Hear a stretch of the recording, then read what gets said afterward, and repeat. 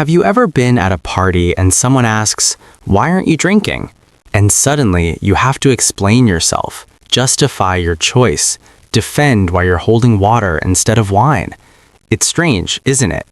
We live in a culture where drinking alcohol is so normalized that not drinking feels like the exception, like something that needs a reason. But what about the people who genuinely choose not to drink? Not because they're recovering from addiction, not because they're pregnant or on medication, but because they've made a conscious decision that alcohol isn't for them. And here's what most people don't understand. That choice is backed by real psychology, by self-awareness, values, and a deep understanding of what they actually need to feel good. This isn't about judgment or preaching. This is about exploring the fascinating psychology behind people who choose sobriety in a drinking world. Because the truth is, the decision to not drink reveals something profound about autonomy, clarity, and what people value in life. See, for generations, alcohol has been tied to socializing, celebrations, dates, networking, relaxation. It's everywhere. And society has created this invisible pressure that to be fun, you need to drink, that to relax, you need a glass of wine, that to connect, you need a beer in your hand. But something is shifting. More people than ever are choosing not to drink, not reluctantly, but intentionally. And the psychology behind that choice is complex, personal, and deeply revealing. 1. The clarity seekers. For many people who don't drink, the decision comes from valuing mental clarity above everything else. They've noticed something, that even a little alcohol changes how they think, how they feel, how they show up, and they don't like it. Psychologists call this high interoceptive awareness. It's when you're deeply attuned to what's happening inside your body and mind. These people notice the fog, the slight disconnect, the way their thoughts get slower or their emotions get louder. And for them, that loss of control feels wrong. It's not about being uptight or afraid. It's about wanting to be fully present in their own life. They'd rather feel everything clearly than numb the edges.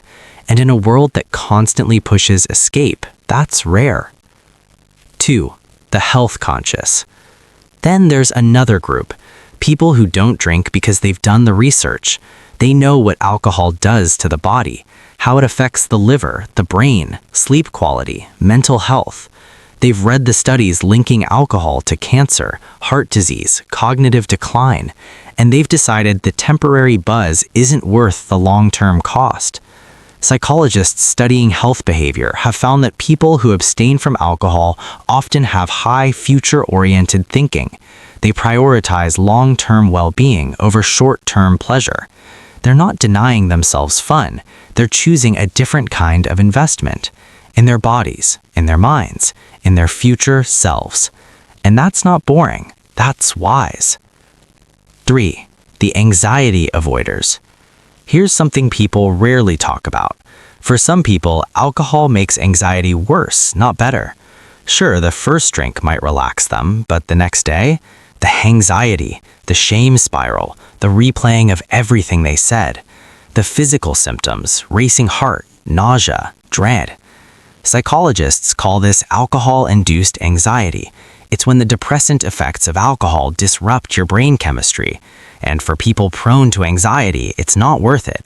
They've learned that the temporary relief creates a worse problem, so they choose sobriety. Not because they're strong enough to resist, but because they're smart enough to recognize the pattern. 4. The control keepers. Then there's another layer.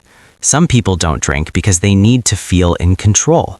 Maybe they grew up around alcoholism. Maybe they've seen what happens when control is lost. Maybe they've experienced trauma that makes vulnerability feel dangerous. And alcohol is vulnerability. It lowers inhibitions, loosens boundaries, makes you less guarded. For some people, that's freedom. For others, it's terrifying. Psychologists have found that people with high autonomy needs or past trauma often avoid alcohol.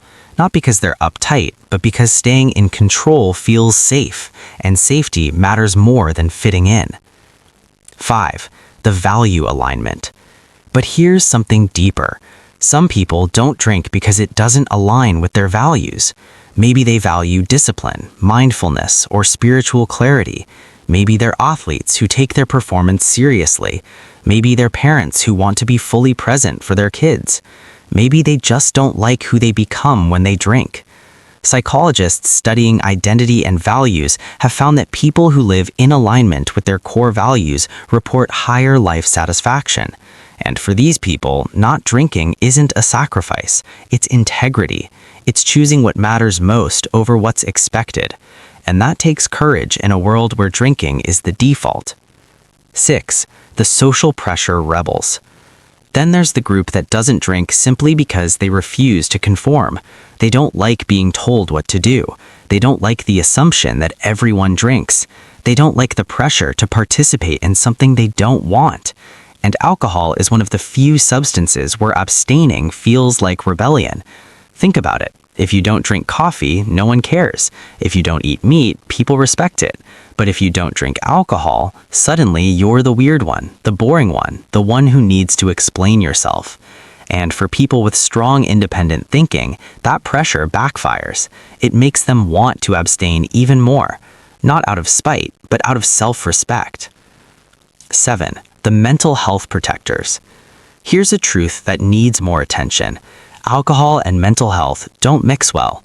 For people with depression, anxiety, or other mental health conditions, alcohol often makes things worse. It disrupts sleep, it intensifies mood swings, it interferes with medication. And psychologists have found that people who prioritize their mental health often choose sobriety, not because they're fragile, but because they're informed. They know that alcohol is a depressant. They know it messes with serotonin and dopamine. They know that the relief it offers is temporary and the cost is real. So they protect their mental health by avoiding it. And that's not weakness, that's strength. 8. The genuine preference. But let's talk about something simple. Some people just don't like alcohol. They don't like the taste, they don't like the feeling, they don't enjoy being drunk. And that should be enough. But somehow it's not. Society acts like everyone should want to drink, like not enjoying it is strange. But psychologists studying taste and preference have found that some people are genetically more sensitive to the bitter compounds in alcohol. For them, it genuinely tastes bad, and the effects, the dizziness, the loss of coordination, don't feel fun. They feel uncomfortable. So they don't drink. Not because they're judging others, just because they don't enjoy it. And that's perfectly valid. 9. The observation learners. Then there's the group that doesn't drink because they've watched what it does to others. Maybe they had an alcoholic parent.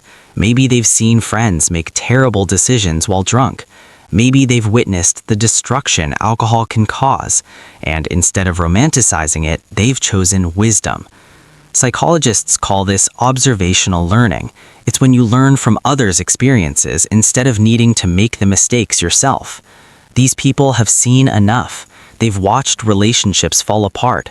They've seen careers destroyed. They've seen health decline. And they've decided they don't need to experience it firsthand to know they don't want it. That's not judgment. That's intelligence.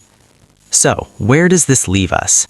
The choice to not drink alcohol is legitimate. It's not about being boring, uptight, or holier than thou. It's about knowing yourself well enough to make choices that serve you. And just as the choice to drink deserves respect, so does the choice not to, because both require autonomy, self-awareness, and the courage to live authentically. The people who choose not to drink have often thought more deeply about their relationship with substances than those who just follow the default. They've questioned assumptions. They've evaluated what they truly want. They've made a choice that feels right for them. That's not missing out. That's living intentionally. And maybe in a culture that's finally starting to question its relationship with alcohol, their choice is ahead of its time, because they've realized something powerful. You don't need alcohol to have fun. You don't need it to relax. You don't need it to connect. You just need to be present, authentic, and true to yourself. And that's something no drink can give you. So, here's my question for you.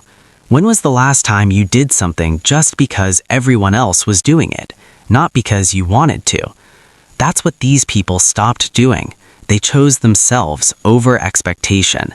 And if this made you think differently about the psychology behind your own choices, subscribe, because every week we explore the hidden psychology shaping your life, the channel where you actually understand yourself. See you in the next one.